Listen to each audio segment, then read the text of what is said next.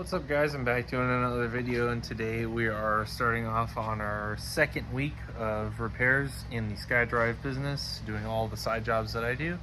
And to start off, we have this Camry sitting here with a very interesting concern. So this 2022 Camry comes to me today with a concern of customer stating that it needs a power steering rack. You can see they have bought this new rack for it, brand new OEM Toyota one. And the reason that it needs a new rack is because of this. So that is quite bad. In fact, I've never seen anything like it. So let's get this up in the air and confirm that that is in fact the case, and see if we can't figure out what it is exactly that is making that noise. Alrighty, so I've got it up in the air, taking the wheel off, taking the splash shield down. You can see the boot has come off the rack completely, which is probably the cause for the noise. I can only imagine that something got stuck in the actual gear of the rack. You can see the gear right there. Something probably got stuck in there, pulled in, and either messed up the motor or something of the sort. But we're gonna go ahead and start dropping the subframe down so that we can get this steering rack off and get the new one installed. Alrighty, so we're on day 3 of side jobs. Yesterday I got really sick and couldn't do any work. But we're day 3 now, so it's Tuesday. I have a client that called saying that they have a no start issue on their 2010 Chrysler Town & Country. So we're gonna go take a look at it real quick. I'm hoping it's just the aftermarket alarm system it's got installed on it that's causing the issue. We're gonna take a look. It also has a dead battery. So I got Sky with me. We're gonna go get food first, and then we're gonna see what's wrong with this car. Alrighty, so here's the van. If we come up under the dash here, you can see there is that big control panel and some wiring. So we're gonna get rid of this whole thing, splice together the ignition wire that this is spliced between, and see if this car will start. It cranks, but it does not start. So you can see now we got this box right here. We just got to undo these grounds here, figure out what it's spliced into, delete the things that it's spliced into, and we will go from there. So essentially I've removed this entire harness here, disconnected it from all the places that it's spliced in. This is where they had cut the brown wire to presumably the ignition and had this spliced in line with it. So we've cut that out, put those two wires together. I got to tape these up so they don't arc because there's 2 other things plugged into there. So I'm gonna get those taped up, and then I'm gonna pull Lexus around front and jump start it, and we'll see if this thing starts. I can't say that's my proudest wiring job or my proudest taping job, but you know, it'll work. So we're gonna get this plugged in. Alrighty, so we got our jumper cables running over here. We got our 13.7 volts from my alternator charging it. Here goes nothing. It might not even have enough charge, but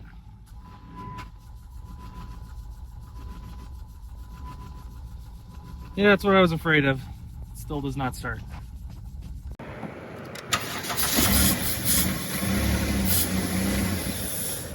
So it runs with starting fluid.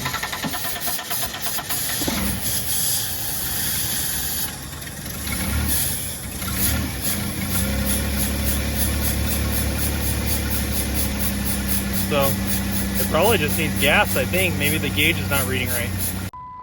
So despite the fact that it does have gas, according to the gauge, we're going to try the theory of, does a car need gas to run? Try it.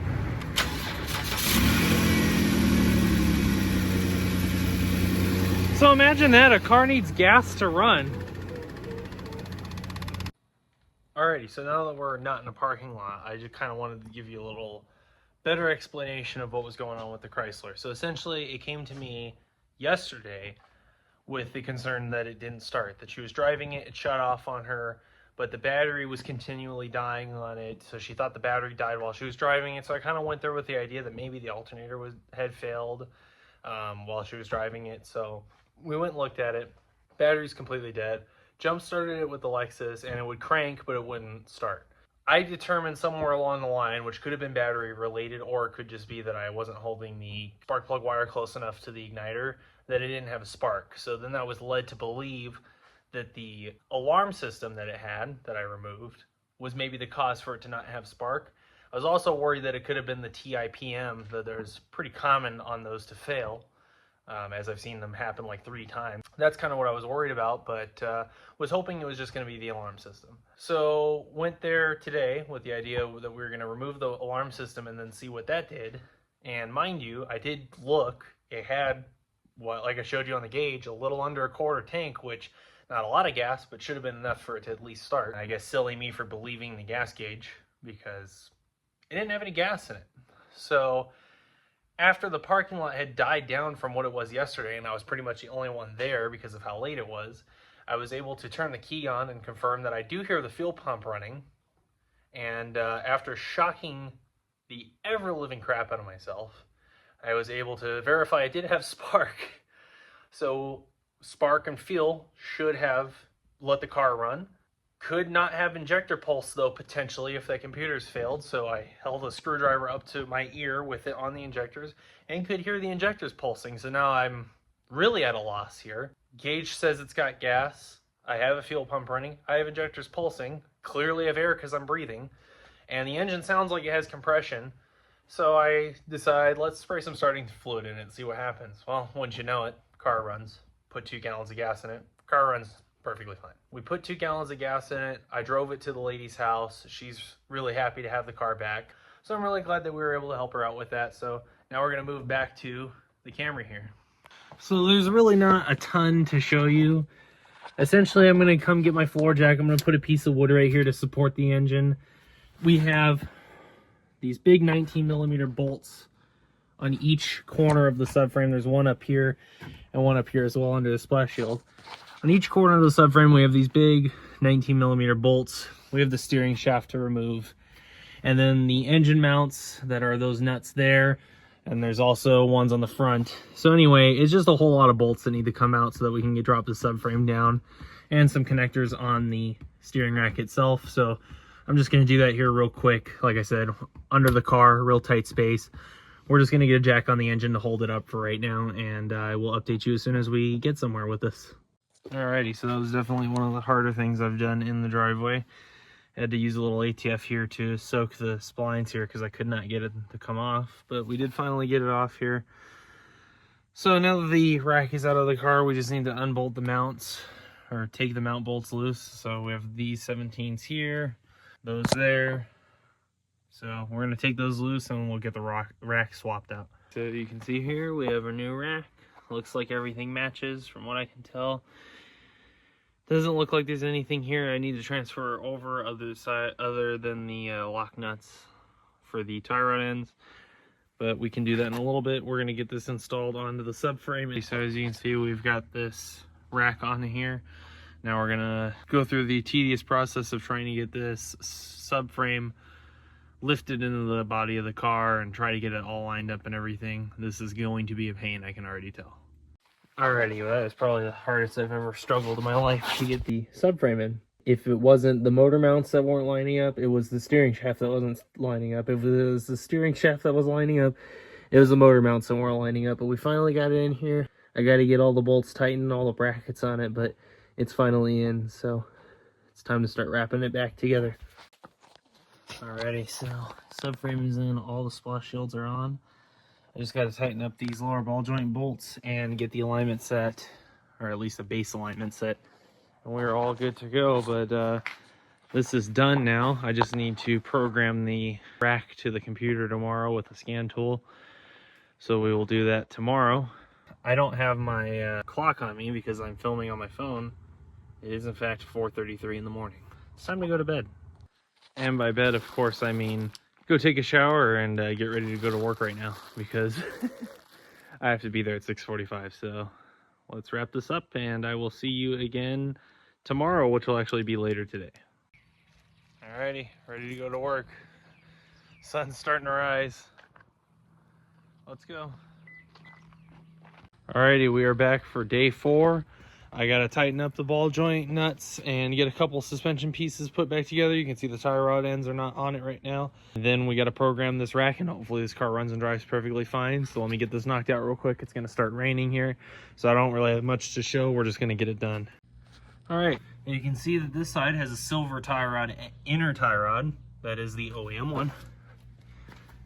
This side has a smaller tie rod that is an aftermarket one. this is the passenger side. Here's a black tie rod end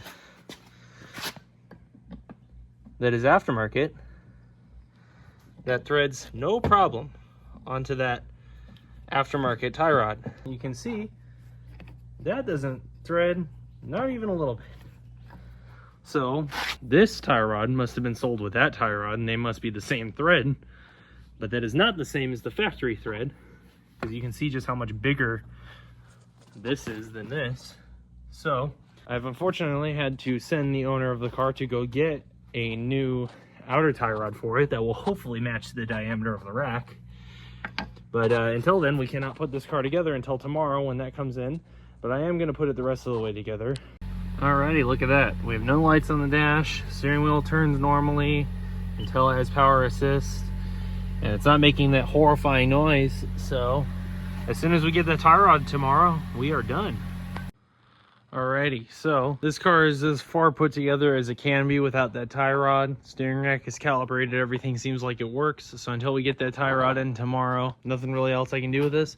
I think I'm gonna try and get that Frontier that you might remember from last episode with the parasitic draw done. I got the ignition switch in today, so let's go do that real quick. Alright, those of you who have watched the last week's video, remember this Nissan as the intermittent parasitic draw truck. What I narrowed it down to be last video was the ignition switch. So we have a new Duralast ignition switch. I don't know that this will be any great, if it'll even do anything for it, but we're gonna install this now. First thing we need to do is pull the surround off of the column here, as well as this lower kick panel piece. For those of you who did miss last video, I'm going to show you a better explanation of what's going on. So we have the key all the way in the off position. There's an accessory between off and what should be accessory. No power here. Go forward a little more. There's nothing. There's where the first accessory mode is. And then there's normal accessory. I don't think there's supposed to be an accessory right there. Pretty sure there's not, if that's also accessory. But anyway, we're gonna put a new ignition switch in it and see what that does. Alrighty, so now we have this clamshell off. There's an assortment of like 5 different Phillips head screws there. 1 screw there, 1 screw there, and this lower piece came off. And now you can see this is the back side of our ignition switch. Right there is where it plugs into the rest of the harness. So we're gonna unscrew these 2 Phillips head screws right here, get this off the back side of the ignition cylinder, and then we're gonna get it disconnected from that pigtail down there.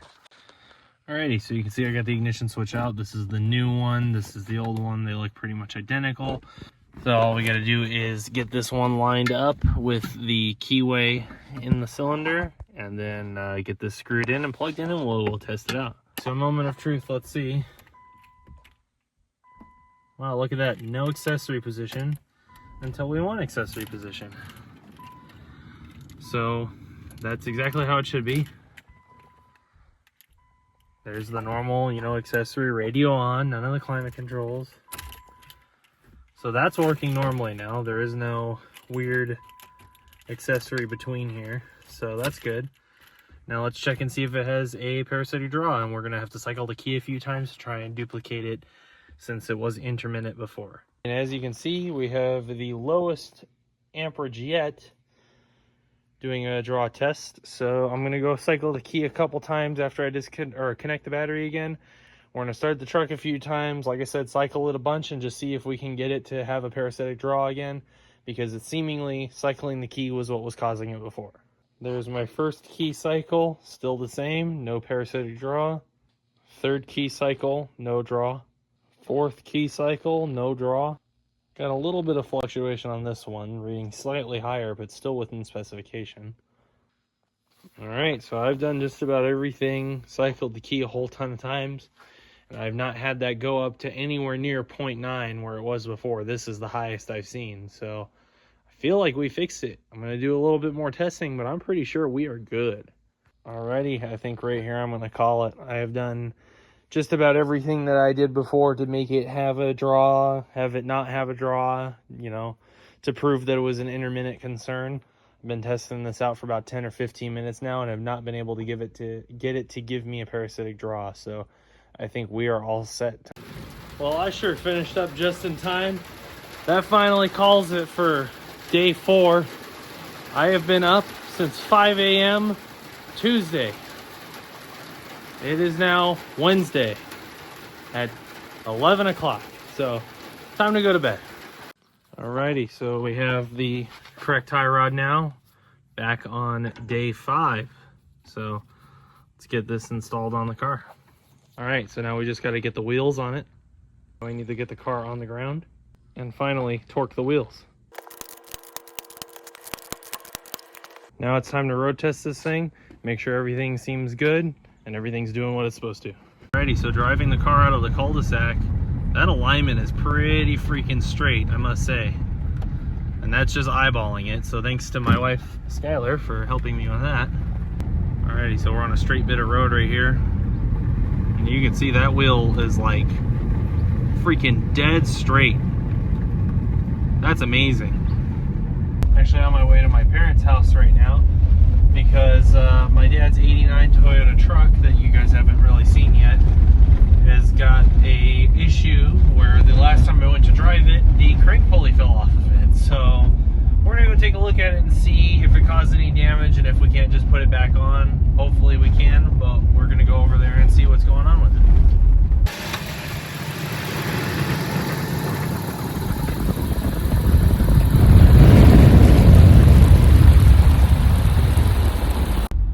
So we're driving back from my parents' house right now.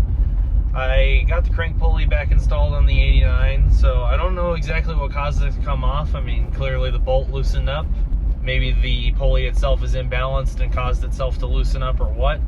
But I was really worried that the crankshaft or the pulley got all scored up from it coming off while the engine was running and then kind of sitting on the snout of the crankshaft running against it. That they seemed okay. I mean, there's definitely some scoring on both of them, both the crankshaft and the pulley, but not enough to where I think it's going to hurt anything. We were able to get the pulley to line up to the keyway on the crank relatively easily. We got the bolt tightened back down to spec. We drove the truck a few miles over the course of about 10 minutes or so, and the pulley never loosened up. So I just think that something we're gonna have to do with the truck in the future is just kind of keep an eye on it. It's not our daily driver or anything, so it's not something I'm like super worried about. And yeah, I mean, sorry I didn't really film much about it. All I really did was pull the belts off of it, line the pulley back up, and then tighten it back down. And you guys haven't seen the truck yet in full, so I'm gonna give you guys a rundown video of it because it's a really cool truck and there's a cool story behind it. But for now, we're gonna head home and do some valve cover gaskets on a 2004 Lexus ES330. So let's move on to that now. So here's the 2004 ES330 where you're doing valve covers and spark plugs on. But he's also got a check engine light, so we're gonna look into doing that real quick. What I have been worried about with this car is, the customer did tell me that he had the catalytic converters replaced at one point. And he mentioned those catalytic converters were aftermarket, which generally do not work, or at least they don't on Toyotas. And as you can see, we have catalyst deficiency below threshold across the board for both banks. So yes, check engine light is unfortunately on due to those cat codes. Everything else looks normal, but this will need OEM catalytic converters, which may or may not be discontinued. I'll have to look and see. Alrighty, so under the hood, first thing we're gonna have to do is take off this little engine cover thing, and then I'm gonna take off that strap bar to make my life a little easier, followed by the air box and all the intake tubing. So as you can see, we've got the intake tube off, we've got the throttle body unbolted, very dirty throttle body. We've got the 10mm nuts that hold this evap switch valve assembly onto the intake manifold removed.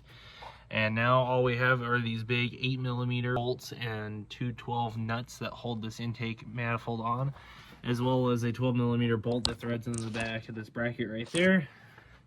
The 12mm bolt right there. So let's get those removed, get this intake manifold off, and then we will get to the valve covers.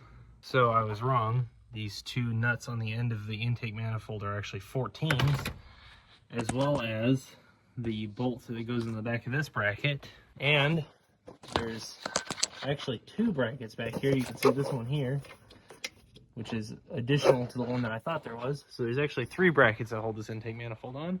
But now that those are unbolted, this should come off. And it looks like someone has glued this on for some reason. Yeah, because why replace the intake manifold gasket when you can just use RTV to seal it up? I mean, why do the job correctly? All right, we're gonna now focus on pulling off the harness and the coil packs, which you can see the connectors are broken. So it was that way before I even touched the thing. And that is how all of these are, so that's fun. Definitely somebody been in here before. As if it wasn't already evident by the RTV sealing the valve cover.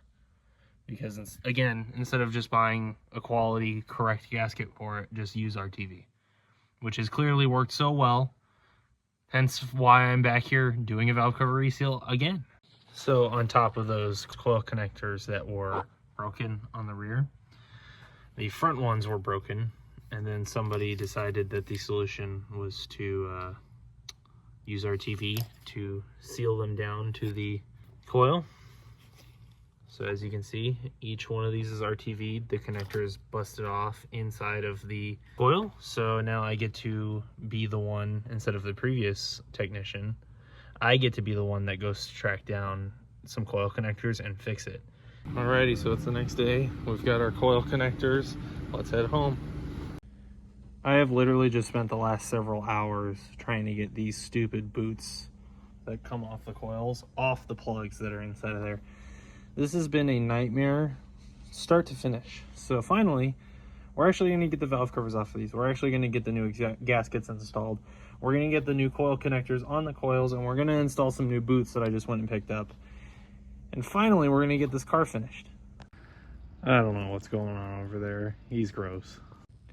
Alrighty, so I've already got the front valve cover off of it, just a bunch of 10mm bolts that go the entire way around the surface. We also have these half moon little plugs on the end of the cylinder heads, which are sealed with RTV, so you will have to pull those out. Recommend using Toyota FIPG so that they don't leak. As you can see, this has some aftermarket Felpro looking gaskets, and I just question the use of RTV. I mean, clearly this was someone who didn't have a whole lot of confidence in these gaskets actually sealing, so therefore I question why you'd even put them in the first place.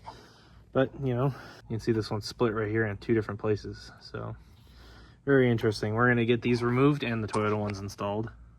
Alrighty, so we got that cam plug installed. We have RTV around it, as well as on the mating surfaces between these two little pieces here, where the valve cover is going to cover the seams. You can see I've used Toyota seal packing for it. And now we have all the OEM gaskets installed in the valve cover. Let's get this installed on the engine. I also want to note real quick, there should be some right there and right there. So I will get that installed real quick. Alrighty, now that we got that valve cover installed, we're going to move to the rear one now. And same thing, just 10 bolts around the perimeter. We just have to fight a harness out. We got the back valve cover off. Here it is. Got all the new gaskets in it. New Toyota OEM PCV valve.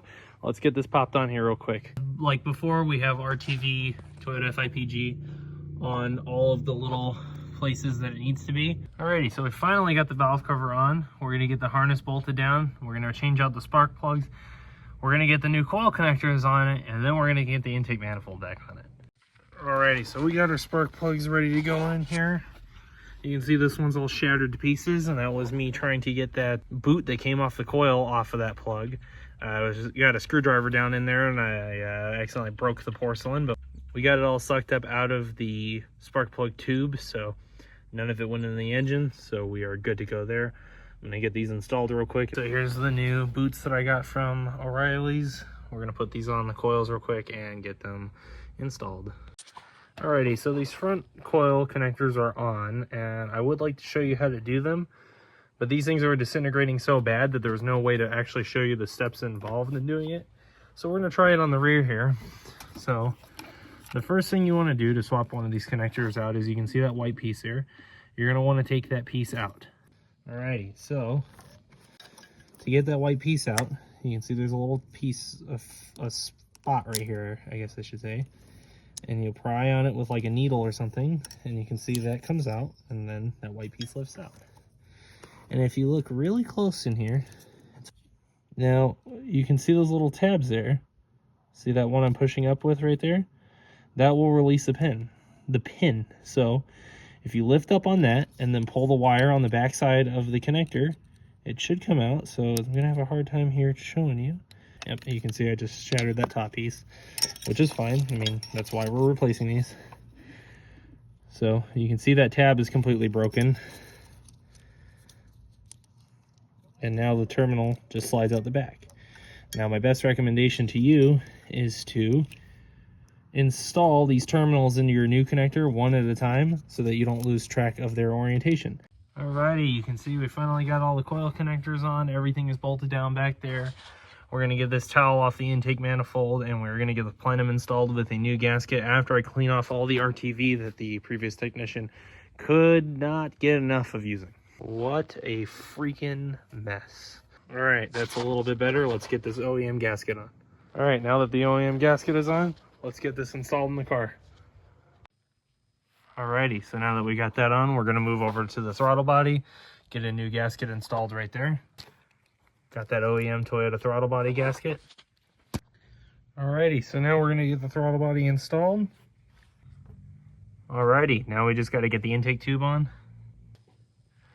Let's hear this thing start up and make sure everything's doing good. Everything seems to be doing okay. Sounds pretty good to me. Now we're just gonna get all of the oil that was leaked out of it cleaned up. I'm gonna get it up on the ramps, and then we're gonna go take it for a drive. Alrighty, so you can see I've cleaned off all the oil in the front of the engine, or at least to the best of my power washer's ability, and without messing anything up. Coming down to the bottom of the car, everything's been cleaned off. There was a concern about a transmission leak, so that's part of the reason why I cleaned all of this off. We want to take a look at it and see what it is that's leaking.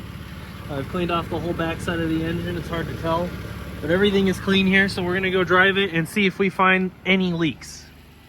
And just so you guys see it, I did put the engine cover back on it. I truly believe that the nicest cars you will ever drive are the 1MZ and 3MZ powered V6 sedans of the late 90s and the early 2000s. I mean, you cannot go wrong with any one of the ones you pick. From ES300s to ES330s, Camrys, Avalons, doesn't matter. Solaras, I mean, they're all just drive so smooth, so nice. If you've ever driven one that the engine runs good on and it has nice suspension, I mean, there are few things that are smoother than one of these cars. Look at the size of that rattlesnake. That's a very nice Western Diamondback. All is well. I don't see any leaks from the valve covers, and transmission doesn't seem like it has a leak, or at least nothing major. So we're just gonna keep an eye on it for the future. So you can see there's the engine, no oil coming down the front of the cylinder head. All is looking great, car's running great. Time to get this back to the owner and move on to the next Lexus.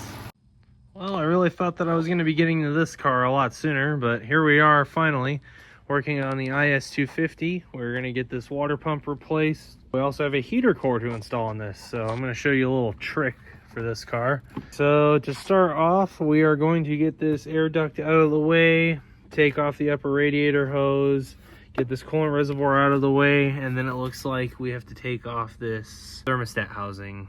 Alrighty, so you can see we have the two hoses up here off, all the hoses around the thing off.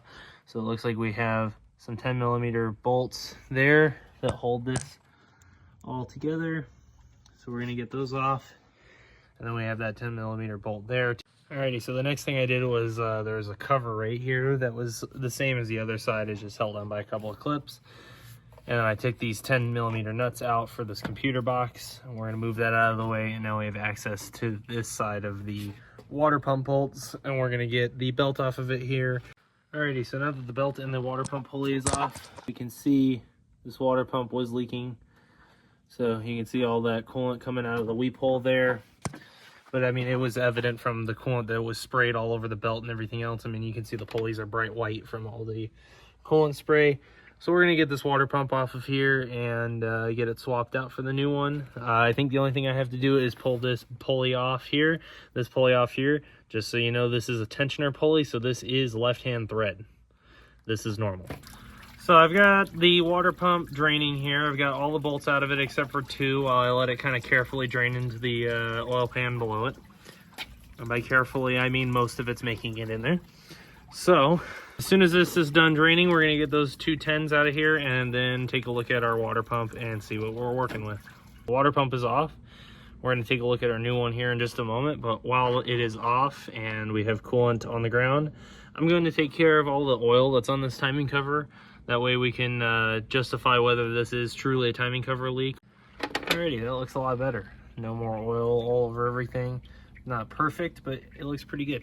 So here's what we're going to be installing in the car today. We have this ASIN water pump that fits all of these cars with that engine, which is the one that is in this IS250. So we're going to cross our fingers and hope that that is the correct one because it said it was when I ordered it. And then we have this A premium heater core, which is not great, but it's cheap and we need a solution now. And I have a trick to install these that doesn't require removing the entire dash that I will show you, since these do have fragile dashes. More on that later. All right, perfect. Look at that. It comes with the two O-rings that I was worried we might not have. And taking a look under here, we have this water pump, which, just in case you were curious, this is an ASIN brand water pump. That's interesting. There's a mark there that's all ground off. If we come on over to our Toyota pump that just came off of the car, we have ASIN. And hey, look, exactly where the grinding mark is, it says Toyota. How about that? So, if you're not already in the know, the cheapest way to get a quality water pump for your car is to buy an ASIN one where Toyota is ground off of it. I just went to grab dinner and I found this beautiful Western Diamondback here, second one of the night. So we're gonna get him out of the road. He's a little cold, seemingly. I'm gonna move him real quick. Well, you can see he is less than thrilled about my having moved him, but at least he's not gonna get hit by a car.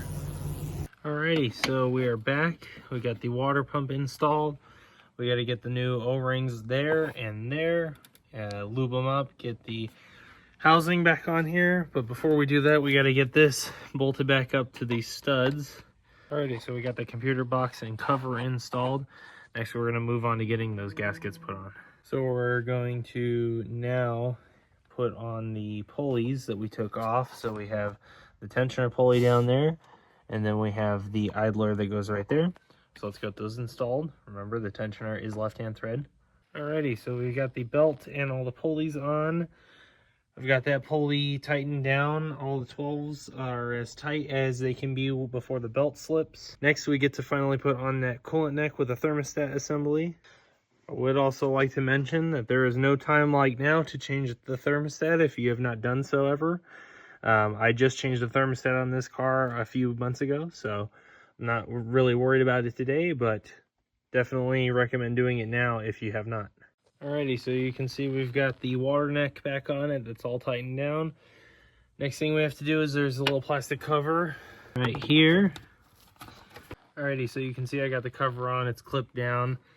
We got the upper and lower radiator hoses on, so let's get those clamps on there. Then we have that coolant reservoir with the 210s. Then the intake piece, and we are done in the engine bay. Alrighty, so we're all done with that water pump install. But I was wrong about the being done in the engine bay because I forgot we were going to have to remove this battery so that we can get to those two coolant hoses right there, because we are doing a heater core. So those who are not in the know may not be aware that Lexuses of the mid-2000s, like this IS, have pretty fragile interiors, to say. So pulling the entire dash out of a car that's almost 20 years old, that is known for having a fragile interior, is not ideal, and sometimes you have to make sacrifices where you can to try and better the vehicle while hurting it as little as possible. So we're going to start off by removing this piece here, which will give us access to remove the glove box. Alrighty, so now that the glove box is out, we are going to remove this duct here with that little screw, and then I will show you the next step. Alrighty, so now that that duct is out of the way, you can see we have complete access to the AC amplifier. And pulling the carpet back shows that we do in fact have a leak from the heater core. The heater core is behind that little white piece of plastic right there. So what we're gonna do is completely unplug the amplifier and move it out of the way. It's held in by that little Phillips screw. So take the connectors all out, and then, so now that you have the amplifier out, this harness should be loose. You're gonna unclip it from its locations right here, off of this panel right here, which this panel is only held in by a few Phillips head screws. Disconnect this connector and pull this panel off. Alrighty, so with that bracket at the very top off, and then the cover off the side, you can see that heater core is leaking, seemingly right where the port for the fitting is soldered onto the actual heater core. So the trick to these is to uncrimp where the joint is and pop the pipes out so that you can slide the heater core straight out, because you can see it has enough room to do that. But because I have glued these once before, I think I'm going to have to cut these out, and then I can show you how to do it on a bench if you're pulling these out and nobody's messed with them. Alrighty, so as you can see, I have cut the pipe with the mini saw. And now stay with me. I'm not trying to hack this car apart here. I'm just trying to do it in the least egregious way possible. So you can see what cutting those hoses does, or in the case of what you'll be doing, which is removing them from the heater core itself, allows you to be able to slide this out the front, and now you have your heater core out. Now with your new heater core, I'm going to show you exactly what you're going to do. Is these tubes are not like solidly mounted on here. There's no solder or anything. They just have these little crimps on them that you can uncrimp, pop the tubes off, and there is an O-ring that seals this. And if you pop them off carefully, you should be able to get the tubes off and back on without an issue.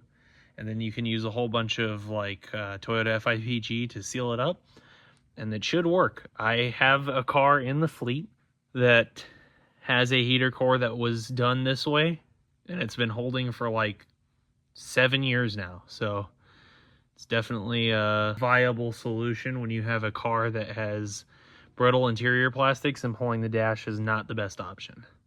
Alrighty, so now you can see how that pops in and out pretty easily because those flares are bent over. This is super thin aluminum, so it's really easy to just get a screwdriver in here. You can see just how insanely easy it is to bend out. We've pretty much completely uncrimped that side. So you just do that for all of them, and you get the pipes out. So you can see we've got those all uncrimped. So now we got to slide this into the car. Alrighty, so now we're gonna get a tube of Toyota black FIPG, put it around this O-ring, snake it up in there, and the bottom pipe goes on first because it's harder to get in there, and then I'll show you how to crimp it down. Alrighty, so you can see we've got the pipe sitting in there, routed up the way it's supposed to be. Now you want to grab a tool that looks similar to either of these, that has kind of a pinching end to it, and just go around and crimp it again. Alrighty, so you can see I've got those crimps over it. Now what I'm going to do is fill all the voids with FIPG just to make absolutely sure we seal it. So there it is. You can see it is not pretty, but it'll hopefully work. Alrighty, so there it is. I am not proud of having to do this, but like I said, with the circumstance that we are facing, this dash is very fragile and we don't want to cause more damage as it already has it. This is the best way to do this, unfortunately. I hate having to hack stuff together like this because this is hacking it together as far as I'm concerned. But it is the best case scenario for a car like this, where pulling the entire dash out of it, breaking trim pieces, and doing it the correct way, which would be pulling everything apart. And unfortunately, on a car like this, it is expected that stuff is going to break. So this is the only viable option. It's in there. Now it's time to put the rest of this back together. You can see we have everything put back together. Everything's back in. Now we just need to get the glove box back together. Alrighty, now we got the glove box in. Now there's only one more thing I have to do to this car. So the very last thing that needs to be replaced on this car, as you can see, there's the coil pack that has a large crack in it. All right, this is cylinder number 5. And every once in a while, it'll throw an intermittent misfire code, and I'm thinking that that is most likely it. There's that new Denso coil. There's part number. We have one connector, one 10mm bolt. It actually appears that I might have to remove this intake tube here, so stand by. So here's that coil. You can see that crack right there. Let's get this replaced with the Denso one. Alrighty, and you can see they both look the same. We're gonna get this one installed. One thing I do want to point out real quick is if you look at one of these original coils, it says Toyota, Toyota part number, Denso, and then made in Japan. And this says blank, cut off, Denso, made in Japan. So just like the water pump we just installed on this that said Aisin Toyota, and then the Toyota was cut off, what do you think is right where that blank space is there? So you can see we got that Denso coil installed there. Tomorrow, the only thing I have to do is bleed coolant and then verify that the car is running properly, and we are all set. Alrighty, so we are back for day 7. I just need to add coolant to this thing, do an oil change real quick, and then we are all set. Of course, we're using Toyota OEM super long life coolant. Alrighty, so you can see we've cleaned off all the coolant on the bottom of where the heater core was. Nothing's dripping down, so we're just going to pay attention to make sure that this doesn't get wet after driving it a little bit, but first we have to bleed coolant. As you can see, car's running. Air is coming out of the cooling system, so we're just going to let this bleed for a little bit and see how it goes. Well, I didn't really show up, but I did do an oil change on it. We got a new Toyota OEM filter in it. We're going to fill it with 6 quarts of Toyota 5W30 oil, and we will be on the way with this car. And that's it. That marks the end of our 7 days of work. We've worked for 7 straight days on side jobs. I have got maybe 4 days worth of sleep in that time, but you know, sometimes it's what's got to get done. I booked way too many cars and put way too much on my plate to get finished in 1 week, but we finally got done with everything. So this car is going back to the owner here in the next couple hours, and we will start on our new projects for the beginning of this next week. So until next time, thanks for watching. Like, subscribe, and leave a comment if you have any questions. Thanks everybody for watching. I hope you like these new style videos of doing customer cars and side jobs. If you do, let me know. I'd like to hear your feedback. Have a good day.